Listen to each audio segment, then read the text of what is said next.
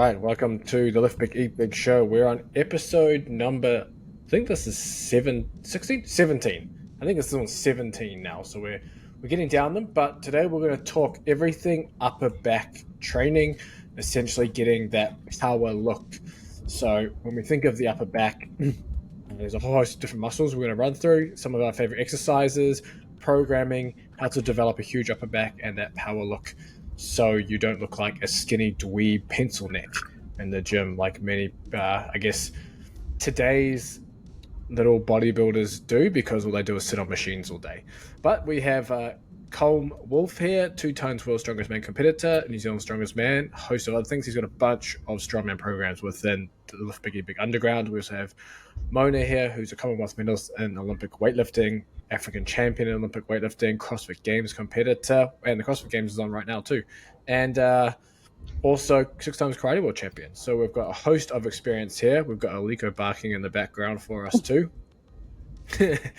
being that dog. But we're going to run through upper back training. And obviously within the sport of weightlifting, the sport of strongman, even other strength sports, upper back is one of the most important areas. And then obviously if you're more physique orientated with your goals, having the large upper back is going to make that huge point of difference when we're talking about physique.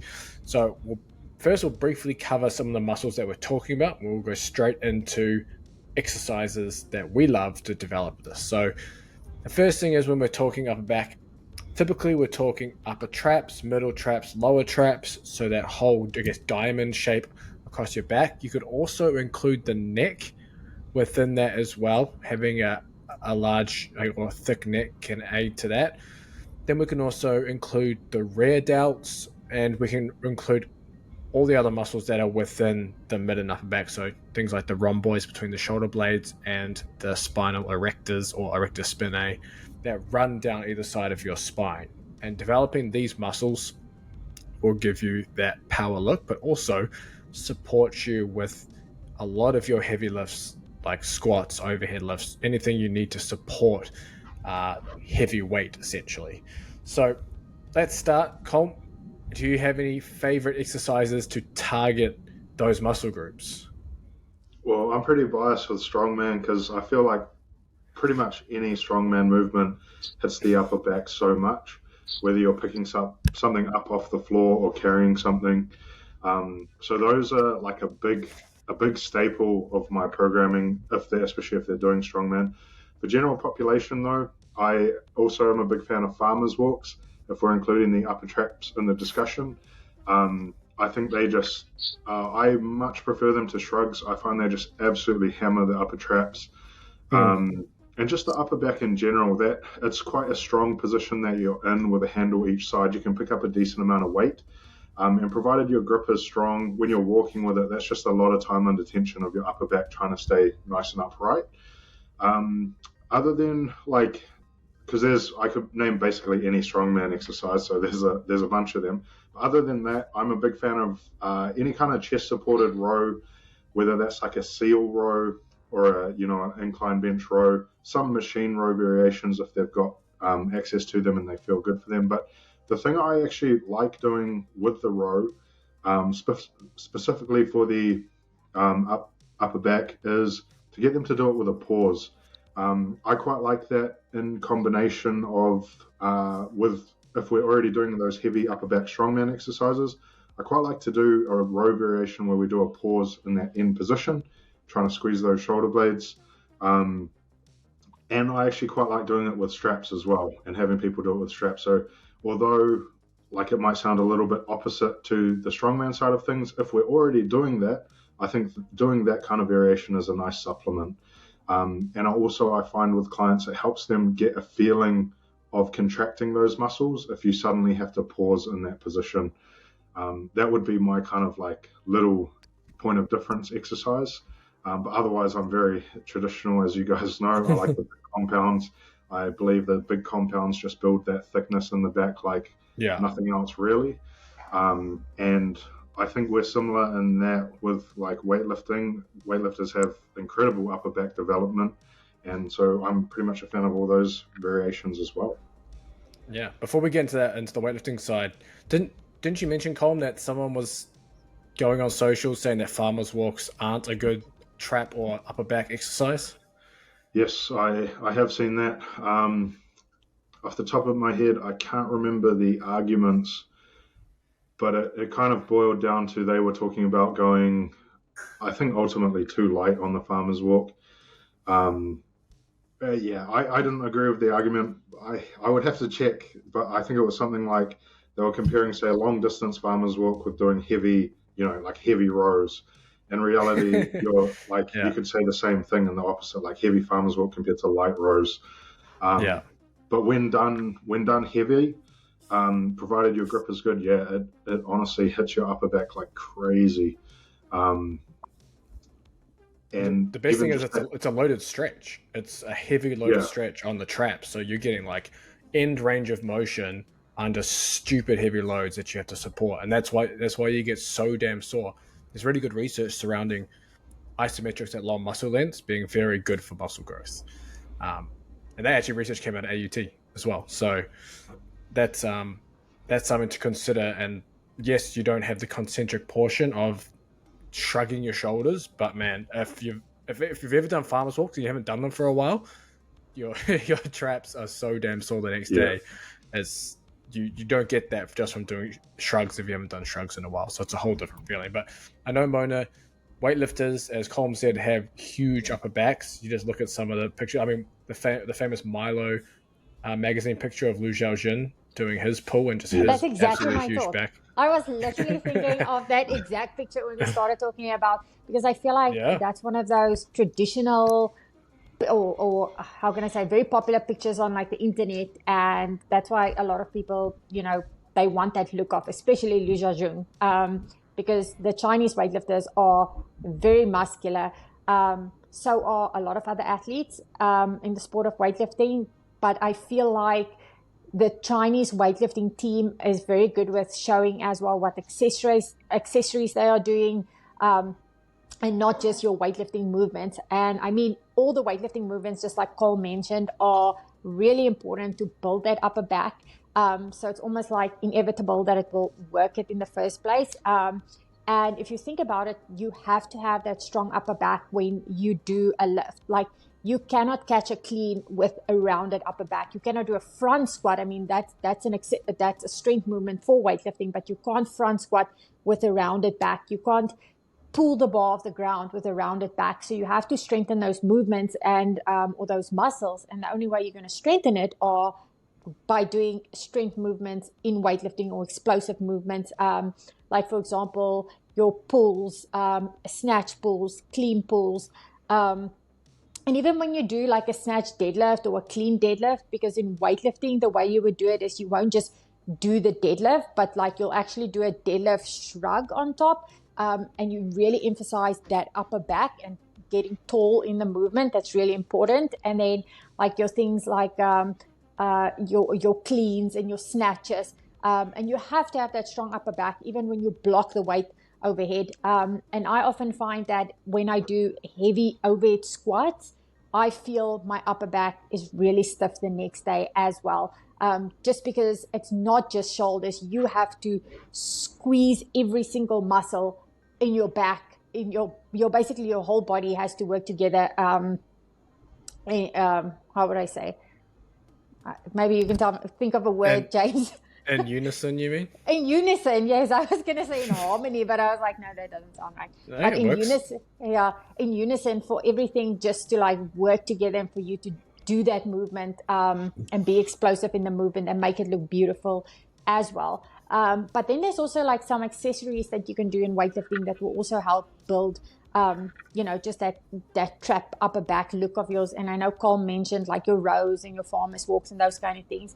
But like in weightlifting, not so much your supinated, but your pronated wide grip pull-ups, that gives you a really nice back as well. And for weightlifters, you can do this as well with weight, because that will just help strength building as well, will help your grip. And then there's like smaller exercises that you can do, or smaller accessories like your band pull aparts and your face pulls. Those are just like really nice accessories that you can do just to like help build the upper back as well. And that's more, I would say, that's more an exercise of like a prehab type exercise than actually making you strong in those movements.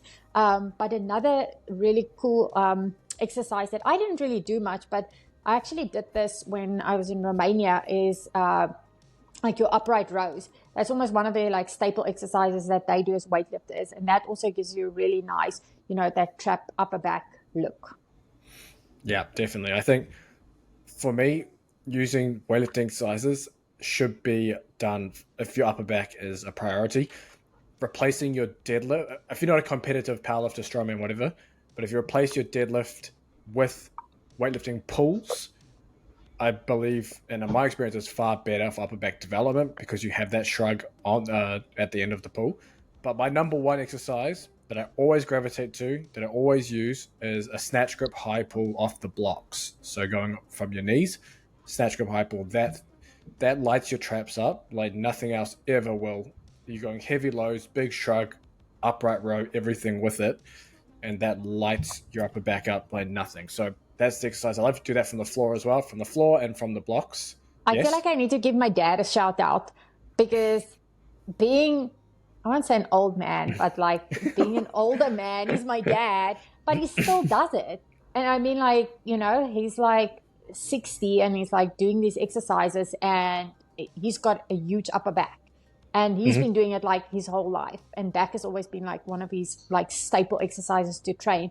So I feel like when you get older, like, that's one of those looks that you can keep that super postured, like really confident look as well. Yeah, I love that exercise. If anyone's listening to this and wants an exercise to add to their training program today or tomorrow, give that a try. It is brutal, and it will. Your traps will be so sore the next day if you haven't done it before. It's crazy. But on top of that, obviously the pulls I mentioned, clean pulls, snatch pulls with the shrug at the end. Those things are great for the upper back development. We can also go into shrugs. However, I don't typically do shrugs. I don't know about you guys. I know Cole mentioned he prefers farm muscles and stuff like that. I know weightlifters don't really do shrugs either because of all the pulls. So if strongmen and weightlifters who have some of the largest upper backs ever don't do shrugs, maybe you don't need to do them either. I don't think you need to do them, to be honest, to build the traps because you get so much work. Yeah. I did it when I was pregnant, but not. That's a but very not specific use case. Yeah, but like not at the bar, like obviously. But I did it with dumbbells, and it was just a really nice exercise that I could do, because when I had Mia, like one of the things, you hold your baby all the time, so you feel that like pressure in your upper back. So I feel like, there's females that have like little ones, and or you need to like strengthen. Hello, Bobs. I feel like She woke up. Yeah, I feel like if you're a mom and you need to strengthen your upper back because you breastfeed, you hold your baby all the time. It's really important to like work those muscles as well. So I feel like it's something that you can work during your pregnancy as well, without putting too much load onto your body, but then maintaining that strength so that when you have your baby, it can actually help you in the long run. And then when your baby's born, you can just build that strength back up again. Yeah. What's your take home on the rack pull now that the rack pull's kind of been poo-pooed along with other exercises? I'm sure it'll come back into fashion at some point, but people really don't like the rack pull. What's your thoughts on it? I think it can be like, so it's basically a strongman event. A partial deadlift is pretty common. And again, strongmen do have massive upper backs. I definitely think the rack pull can help. But if, like, in the context of, say, general population who's just training to get bigger, it can be an option. I think it can be an option, but I feel like it can be such a pain to set up and to do without destroying the bars. Like if you're using a power rack at a commercial gym or something, you're going to have to use such a heavy load. It's pretty easy to destroy their bars. In general, it wouldn't be my priority. Like, I would rather use other variations, longer variations. But like I said, in strongman, we use the rack pull all the time. Most of my clients have done, and myself have done, like various training cycles involving them. And I do, like, overall, if you're asking me, I think the rack pull will help you get a bigger upper back? Yeah, I do. It's just, you have to use more weight and it's hard to set up. Yeah, for sure. That's definitely a downside of doing them. But as you mentioned, like the overload compared to the deadlift is pretty brutal on the upper back too. And then obviously all your various strongman exercises, carries, etc., etc. And obviously you mentioned as well, or Mona mentioned as well, the face pull and band pull aparts kind of things. Interesting because if you search Jim Wendler and just yoke, he has a whole program on developing the yoke incorporated with his 531, and it's literally doing like hundreds of band pull aparts and face pulls between your sets of pressing. Hey. And between the sets of pressing, and that's just building the volume of like easy to do exercises for the traps and upper back. So that's definitely another way of doing it. But it's funny as well that Mona mentioned the upright row, because the upright row is another exercise that, you know, was told you shouldn't do because that's what the test for shoulder impingement was. And that was kind of like the whole idea behind it. But if you have healthy shoulders and it doesn't hurt, you should probably do the upright row. It's nice because it targets the side delts at the same time, so you get the width and the upper back together in terms of doing the upper row. But you can make it a little easier on your shoulders by using things like easy bars and dumbbells if the barbell is a little funny for you. But outside of that as well, training the neck. I don't know if you do any neck work, Colm, for strongman. Not so much, but it is something that I want to more so play around with in my own training first.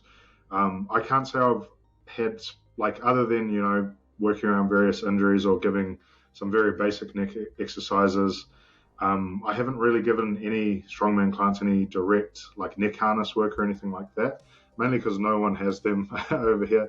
I know AET, did we have one at one stage?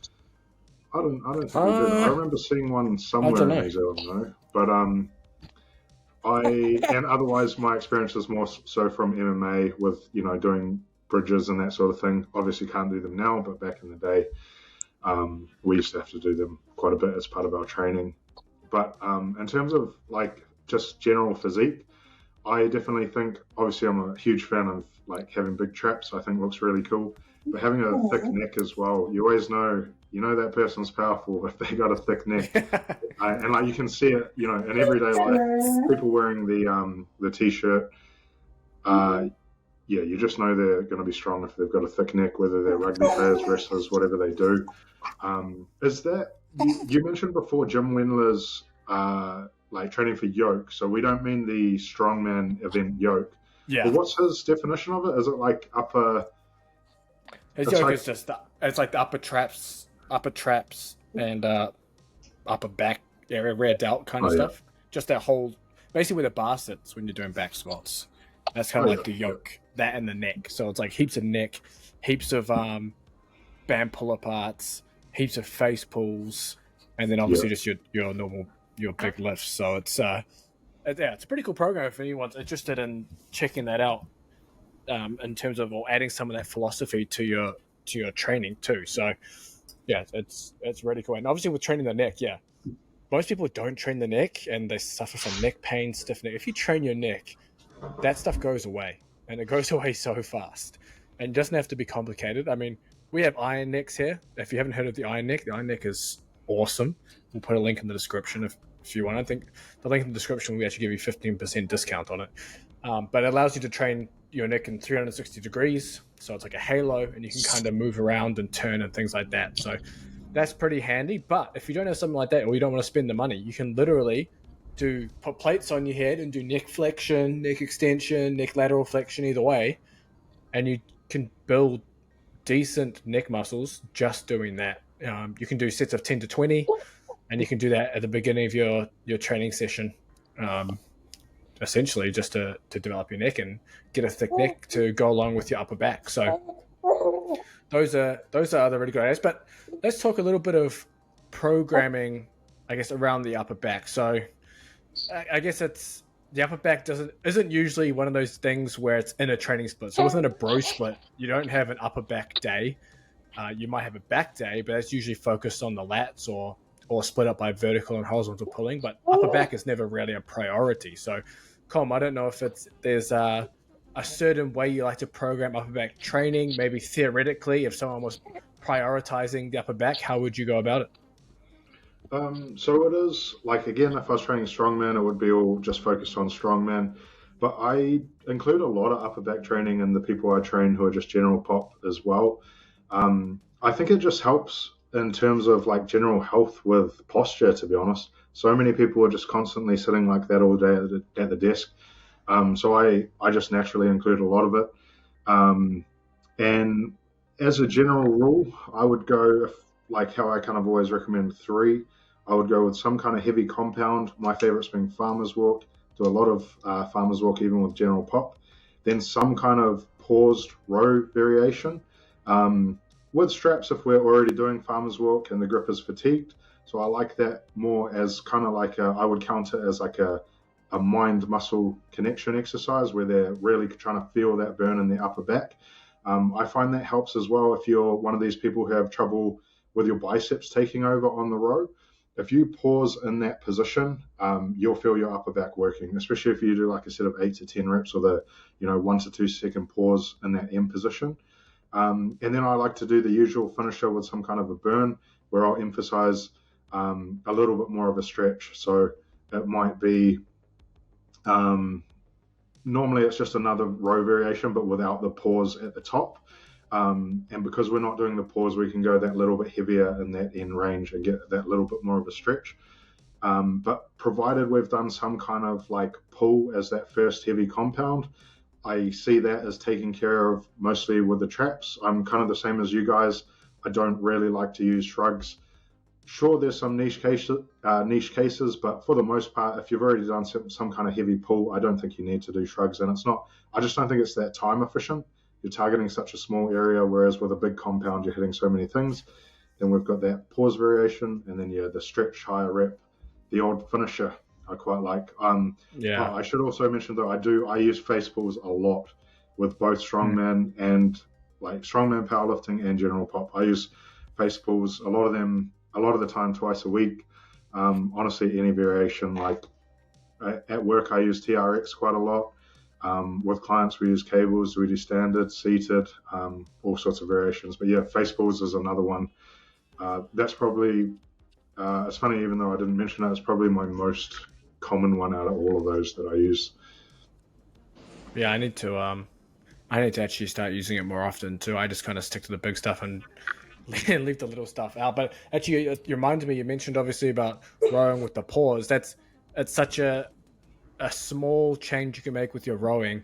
If you want to target the upper back, is typically when we do barbell rows, for example, we'll row to the belly button because you want to hit the lats better and not target the upper back in that sense. But if you're targeting the upper back, you can actually row to your chest with the bar, and that's going to hit the upper back better. And then same thing with doing dumbbell rows or any other rows. With dumbbells, you can do it with elbows flared out. That will hit more rear delt and more of that mid trap as well. So that's something you can do to target the upper back versus rowing to your hip, where you'll be targeting more of the lats. So those are small changes you can make in your training that you're already doing to put more emphasis there. So that's something that definitely worth trying.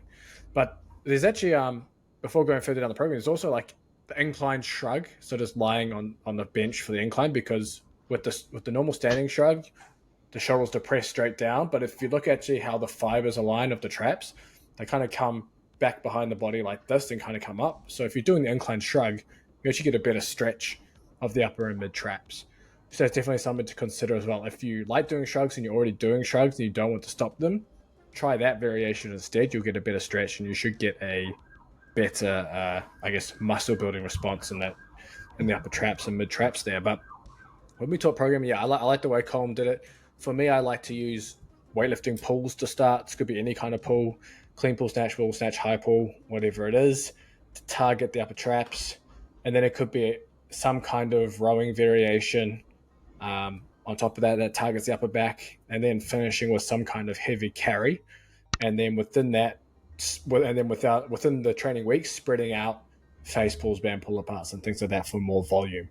And that's something that's just going to absolutely annihilate your back. But what's interesting is weightlifters have the biggest upper backs. Mayor's looking the biggest upper backs, but they don't sit there specifically targeting the upper back. They just have a stupid training frequency. and along that, a stupid training volume compared to other strength sport athletes. Do you want to dive in, Mona, and cover how many sessions a week you actually train and what's involved in each session to kind of illustrate how much your upper back is actually being trained? Now for weightlifter, Yeah. in every single session, you will train it. So if you train 6 days a week or 5 days a week, that's like 5 days a week of like 2 hours per session or whatever that you will be training the upper back basically, because your upper back is included in every single exercise that you do.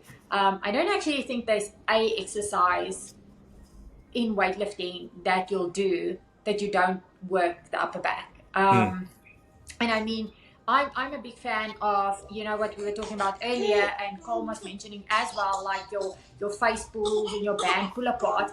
I'm actually a big fan of doing those as warm-ups as well, because I feel like when you warm up those muscles, it just makes you feel nice and tight for when you go to the bar. And then again, just kind of getting it like really nice and warm. I like doing things like, you know, your bar warm-ups and stuff. So I'll do like snatch high pulls, which you mentioned earlier. So like even when it comes to like the warm-ups include you training your upper back. I mean, like I like basically spoke in a circle now, but like it's everything. I mean, that's why it's just so important to like not just strengthen your upper back, but like make sure that it stays healthy. You do your rehab work, you do your prehab work, you do your mobility, you know, and that's also, if you're a weightlifter, that's one of the parts that gets really tight as well. And again, when it does get really not tight, I mean, I've had to go numerous times where I had to go to like a physio or a chiropractor or whatever and get like basically it all just needled out. And once I get it like worked on and really, really worked on, that's when I just feel really good again in my training. And it's just because the emphasis is just so much on the upper back that it gets overworked. So you have to do the recovery work for it as well. How many sessions a week were you doing in your prime? Okay, wait. So I was training mostly I was training like 6 days a week. But then I was doing on certain days twice a day. So I was like basically training 9 sessions a week of weightlifting. And the sessions were normally between, I won't even say a session was less than 2 hours. So it was always between like 2 and 3 hours, because weightlifters do take very long to warm up and do all the exercises and things like that. But like I'd say on the shorter side, it would have been like a 2 hour session. And then on a really long day, it would be like 2.5, 3 hours per session. So I really had to dedicate a lot of hours to lifting and to become an elite athlete. And that's what those athletes do. And then when I became an older athlete and I needed to focus a bit more on recovery, I needed to dial down those sessions. So I had to go, instead of doing 9 sessions a week, I went to doing either 5 or 6 sessions a week, just to make sure that I'm recovered. Yeah, it goes to show how much you can, or how much training the upper back can tolerate, and even the body can tolerate, especially when there's not as much, I guess, eccentric action. Like weightlifting is mainly concentric. So if you're doing like hardcore bodybuilding stuff, yeah, you probably wouldn't want to do 9 sessions that involve the upper back, because that would just be too brutal. But Colm, in terms of strongman, obviously less training frequency, but how often are you typically, or a strongman training per week, and developing the upper back that way? I would say the most common strongman programs are probably 4 days a week. I also use 3 days a week quite a lot, but it's similar to weightlifting in that almost every exercise that you do in strongman uses your upper back. So even if you're just picking up a log off the floor, that's going to be using your upper back. When you're cleaning a log, it's using your upper back. When you're in that rack position, it's using your upper back a lot. And then same with the overhead press in that log. Farmer's walk, any kind of carry, even say yoke, right? It's not exactly the same, but your upper back is, because the loads are so heavy, your upper back is having to contract so hard to keep everything nice and stable. So pretty much any strongman day, you're training your upper back indirectly. But I would say most strongman programs directly train it assistance wise 2 times a week. And then 3 times a week is getting, I tend to use 3 times a week quite a lot nowadays, to be honest. But yeah, 4 days is most common, and all 4 days you'll indirectly hit your upper back for sure. Yeah. That again, that's still way more volume than a typical bodybuilding split where you might train back once, twice if you maybe do something well planned. So that's just an idea of, hey, if you are prioritizing upper back, maybe increasing the frequency of your training is your ticket there, and it could be something that you think about doing.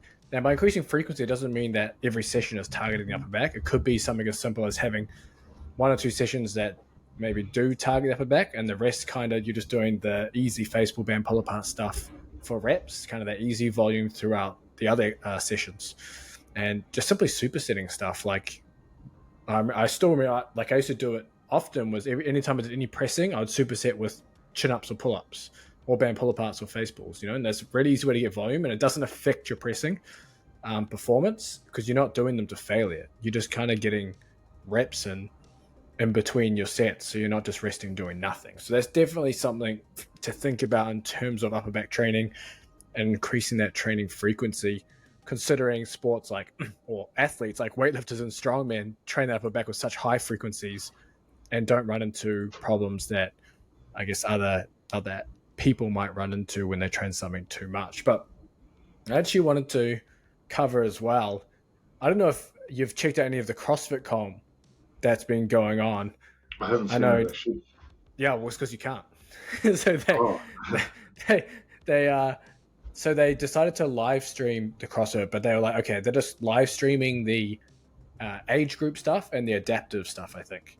But you click on the live stream, there's literally a camera at like the end of the stadium, and there's no coverage of what's going on. There's commentators and everything, but you can't see anything that's going on. What? So it's like, I think it might be live right now still, actually. And we were watching and we're like, wait, like, are they going to like fix this, or is this what they're doing? Because apparently they've moved everything to an app, which I don't know if that's a good move, because I'm assuming that will kill their viewership, especially for sponsors. But the idea that they're only streaming age group adaptive, but you can't even watch that. It's literally so far. Actually, the leaderboard. I don't think it's actually you being able to see the other athletes, which is so weird. Because I woke up this morning with a lot of CrossFit athletes with posts, and they were like, "This is boo, blah blah blah." It's like you can basically, the athletes look like ants, and then they'll be like announcing saying the athletes are doing wall balls. And this exercise in their WOD or in their heat, but they'll have the camera, like for example, on the platforms. Not even. And they'll obviously you can see the whole damn stadium. On the platforms. And when we were looking, like we literally cannot see, couldn't even see one athlete lift. And it was such an exciting event because they were going on about they're going to do this 1 rep max snatch and 1 rep max clean and jerk for a total. Yeah. And that's going to obviously count towards their scores. And then they didn't even show anything. So I feel like it was such a disappointment. And I was saying, after so many years of streaming CrossFit, but obviously CrossFit has a new owner now and everything, but like, how can you make such a rookie error? I mean, at the games. I don't think it's an error. It's like a local competition. It's planned. It's planned. It's not an error. They want you to be there. I mean, I wish I was there because obviously the CrossFit Games is like one of those events that's just like, I think it's just really amazing. I mean, obviously from being there before, like, it's different being like an athlete, but like just being there and feeling that vibe and like everyone around you is like jacked athletes and like, they just, it's just such an amazing and like fun event to go to. But obviously if you can't go, you still want to get that excitement from being able to view it online. Yeah. Is the app's paid, I assume? No, it's not. There's no paid. Yeah, it's a free app. So because I'm registered to CrossFit.com, and I don't know if this is from when I had my own CrossFit box, but I still get the emails, and that's where I saw they've got the app. Like James didn't even know that there was an app, but the other thing is like what makes it a bit weird this time, or not weird, but like obviously Tia Clay to me is not competing. She had her baby recently, which is really exciting. But obviously, like some of the OGs on there, and also Cara Webb. She's not there. She's currently pregnant. So I feel like my favorites on there, and I probably aren't going to be I'm not going to be that excited to watch like I was before, because it's exciting watching someone like Tia, like defending her title, and just like everyone trying to beat Tia, like everyone had to like up their game, and it really did up that level. But like now without her there, I'm still interested to see like who's going to win, but I don't think it's going to be as exciting without her there. Yeah, I was just looking at the day 2 just to see if it was any different, but it's the same thing, but inside the stadium. So it's just like the whole floor and stadium, so you can't see who's where or anything. It's I don't know why they did that. Maybe they're trying to like set up just a pure TV deal, kind of like Strongman did. But Yeah, that's what it No, reminds me of. I think it was a pure rookie era. Like they but what do you mean an era? Because the thing it's a is, choice. there's new owners, and maybe it's not the same TV crew that they used before that would live stream it, or whoever would live stream for the CrossFit Games. Because it's just weird. Like normally they would have people like on the floor walking around with cameras and stuff. They don't have that. And I mean, if they're doing that to get TV on board, I don't know if that's going to attract TV to come on board. Yeah. So they're not filming it separately then? This is the only way, unless you're actually there at the venue, that's the only way you can view it? That's the only way we've seen, and it's never been like this before. So it's always been streamed on like the CrossFit Games YouTube channel. So unless there's another way, and I mean, even if there's a paid way, I mean, like we haven't seen anything. We haven't seen any announcements about it. If anyone is watching this video before the CrossFit Games finish, I hope they can comment in the comments and let us know where we can view the top athletes. But yeah, no idea. And so on the app, is that what you're seeing as just the big wide shot on YouTube?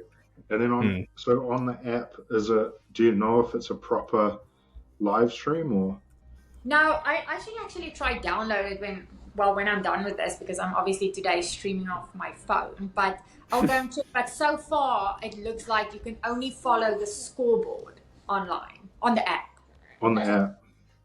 So you can follow it live, kind of like listening on the radio sort of thing.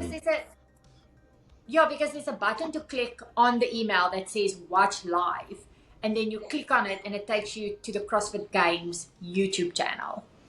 Oh yeah. Interesting. I hope messed up.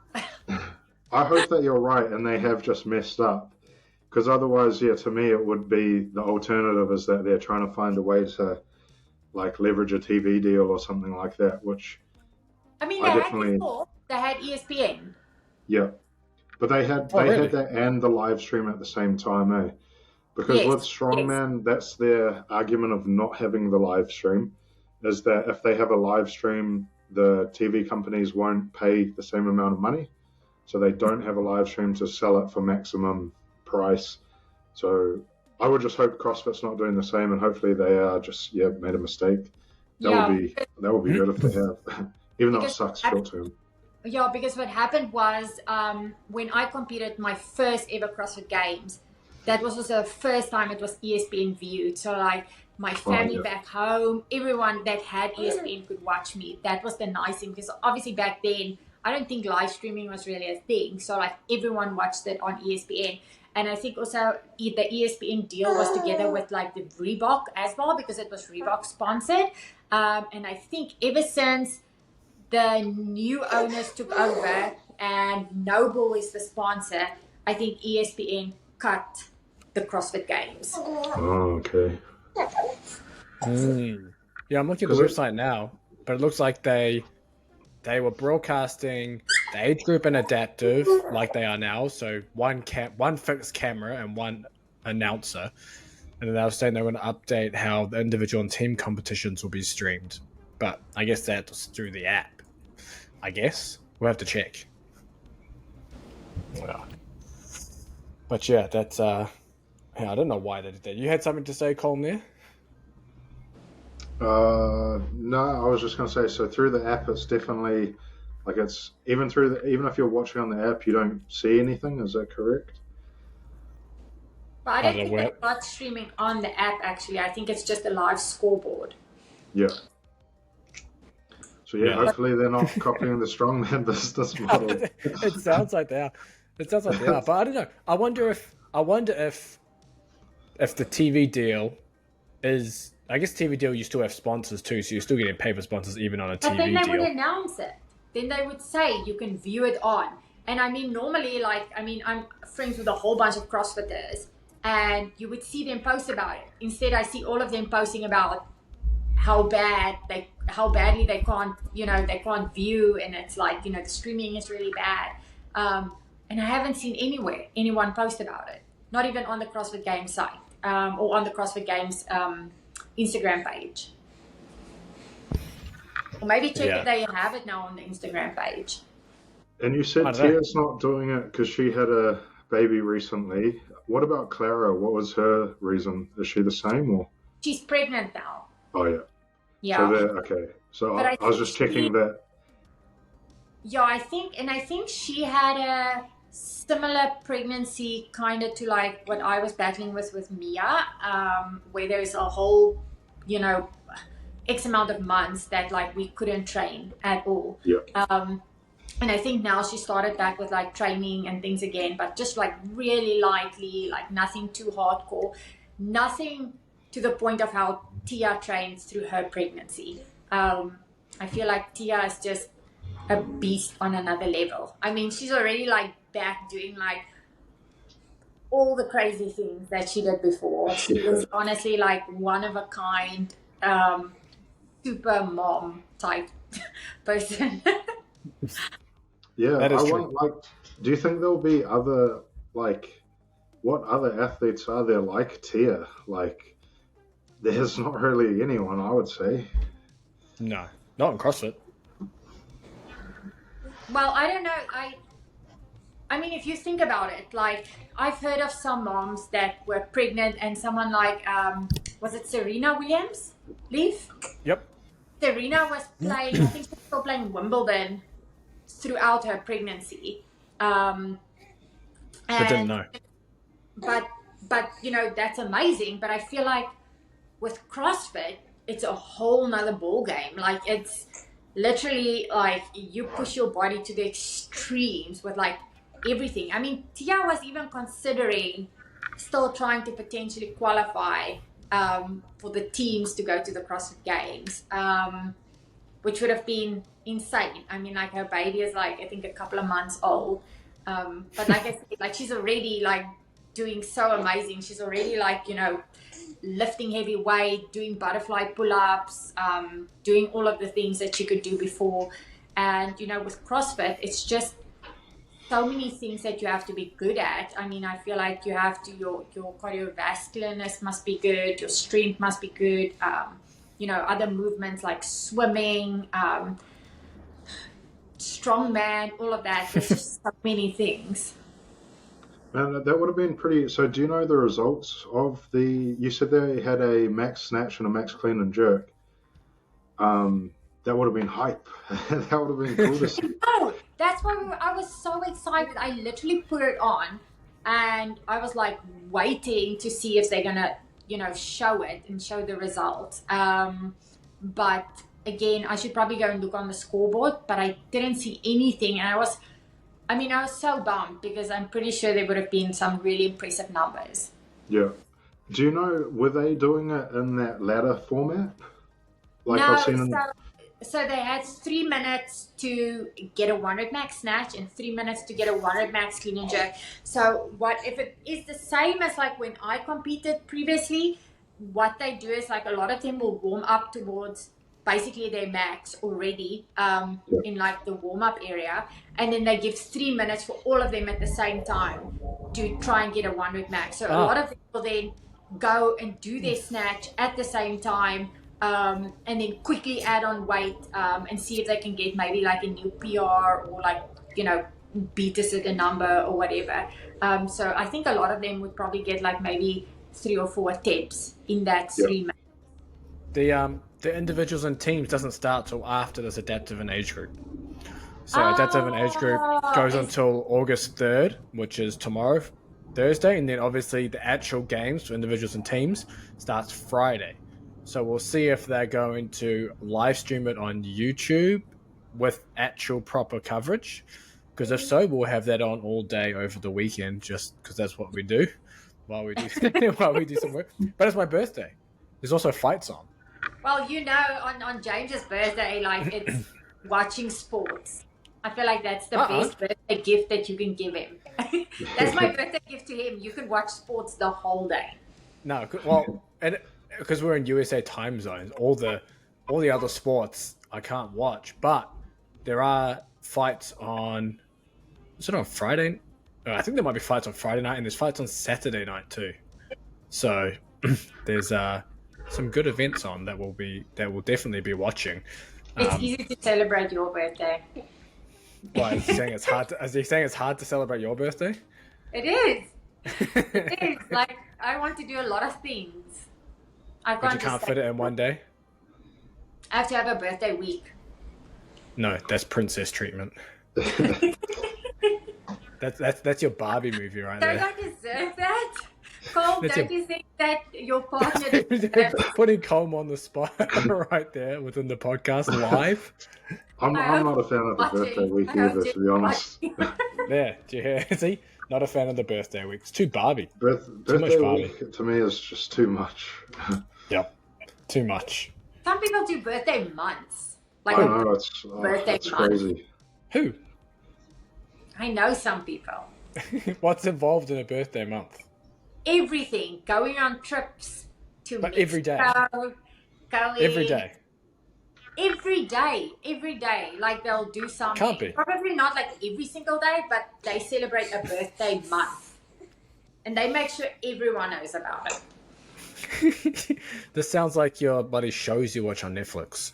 Yeah, there's that MTV show, My Super Sweet 16 or whatever it is. Do you remember that one? That's like a decade ago. Yeah, that's pretty old. I don't know if it still exists, but I'm sure those kids have a month long. We were like super young. I feel like that was something we watched. I remember I was like super keen to watch that too. I think I watched it when I came from school. Oh my gosh. Horrible stuff. And now you've continued to have it on to whatever's on these streaming channels now with all that crap of reality TV. It's horrible. But we've gone off the rails here from CrossFit. Is there anything happening in the strongman world, Colm, or is there the deadlift competition that's currently going on or coming up? It's going to be coming up, so that it'll be interesting. Like, as usual, guys, everyone's targeting 505, and there's always guys coming into it looking strong. But I don't know. I still feel like it's not going to get broken. As cool as it would be to see. I don't know, man. I just feel like Thor and Eddie are just on another level in terms of like deadlift strength and just strength in general. Plus, like Makarov, who I think it was 490, he posted the other day. Like he's not got the competition calibrated style plates, so the bar sits a little bit differently like it normally would, which means the whip is going to be a lot different. Well, not a lot different, but when we're talking about 505 kgs, if he can get it even half a centimeter higher with having an extra amount of flex in the bar, it's going to make a difference. But he's also got it slightly elevated, and again, like for the average person, doesn't make any difference. It's just a rubber mat. But when you're talking about 505 kgs, and that's an extra 15 on what he hit, I just can't see it happening. But it would be cool if it happened. The other aspect with that is, so you're allowed whatever equipment you want. So multiply suits are kind of all the rage in strongman at the moment. And having that bar just that little bit elevated higher means that he can have his suit, because they all have, I don't know if you guys have seen them, but they're these very thick suits with adjustable straps. So because they're adjustable, you have your training partner Velcro them down. You can have them so tight that you basically can't bend over and get a certain start position. If that start position, like so he's deadlifting off of those rubber mats, even if it's just like half a centimeter higher, you can get that suit just that little bit tighter. And if it's that little bit tighter, you wouldn't necessarily be able to get that same position on a deadlift bar off the floor. So yeah, I would have to say, and I know Graham Hicks is also looking very strong, but I personally would just like to see. I doubt it's going to happen, but I would like to see like people. At the moment, it's like I can't remember the jump last year. I think the jump goes from like 470 straight to 505, something like that.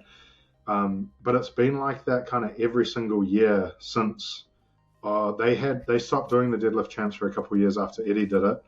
But I would rather each year they just focused on increasing that other number rather than everyone always focusing on chasing that 505. But at the same time, I understand it because there's meant to be a decent amount of prize money if you pull that 505. So everyone wants to focus on that. But you know how, like, just from a training perspective, right? If you've got a certain, let's say you hit a PB, let's say you hit, I don't know, 100 kgs on bench. You don't just, well, people do this. You shouldn't just go, all right, next time I'm going to go for 140. You know, you want to, each training cycle, you want to build on what you hit a little by little and keep building it up. And if you just if you're like, okay, next time I'm going for 140 and you miss, and then like, all right, next comp, I'm going for 140, I miss. That's what I feel like the deadlift champs has turned into a little bit. But at the same time, I suppose it's about putting on a show for the crowd. That's what gets them the money. So 505 has a lot of hype around it. And yeah, I suppose at the end of the day, it's about entertaining people. If the crowd's happy, that's cool. But just from a training perspective, I would rather they focus on each year just upping that number a little bit more than they do. Yeah. It actually reminds me, if you are a deadlift fanatic, one of our members increases deadlift from 240 kilos to 260 kilos in 8 weeks on our Farm Boy Strong program. That's in the Lift Big Epic Underground. So if you want to pull big deadlifts, check that out. You've also got Colm's Strongman programs in there as well that will give you a huge deadlift too. So if you're like that, definitely check that out. But yeah, that's interesting. When does they actually hold the deadlift competition? I'm not actually sure on the date. It must be within the next couple of weeks. I can't remember the date off the top of my head. Yeah. But as I was saying that as well, I used the bench example. I should have used deadlift because this happens all the time. Someone will hit like 260 or 270 deadlift. Their next goal, 300 kgs. When the person hits 300 kgs, next goal is 700 pounds. Normally it's 317, but they just go straight for 320. I've seen a lot of people stall over the years doing that exact same thing. Whereas if let's say you hit 300, next time you're going for your PB, you go 305, maybe 310, depending how the training cycle goes.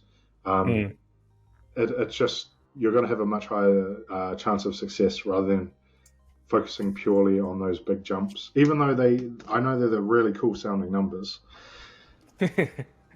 No, definitely. I think that's everything there. But actually, the other thing we're going to do for my birthday, we're going to take little Mia down to the Stark Center. I don't know. You know the Stark Center at all, Colm? Nope. It's here in Austin, Texas. It's like you'd love it. It's the old time physical culture museum, basically. So it's all of the old strength training books from back in the day, all the old strength training pictures, implements, all that kind of stuff. It's epic, man. You get to see all the old strong people on the walls there and things like that. So you have something there, Mona? Yeah, I was gonna say for like female strength, it's amazing too because it shows you like how female strength sports got put onto the map. Which I think is amazing because if we didn't have that history, like as strength sport women, we probably wouldn't be where we are today. So it's really evolved like insanely over the years. And I feel like it's so cool to see like women doing that back then. And like even how like they changed. I mean, they have that whole like look of theirs that changed, and I mean now women are like they want to be strong, so that's amazing. Yeah, it's a pretty sick little museum exhibition. So when you come visit Colin, we'll head down there for sure. Yeah, that sounds cool. And walk around there is pretty sick. But that will end today's episode. Make sure to please like, subscribe, everything else. Also, check out the LBEB Underground. It's down in the description. You get access to all those programs for one low monthly price, and you can run multiple different programs for whatever goals you have in there. So it's a great product. And we also have the private Discord community as well, where you can ask us any training questions, send us training videos if you need help with technique. All of that is part of the same price. But we will see you next week.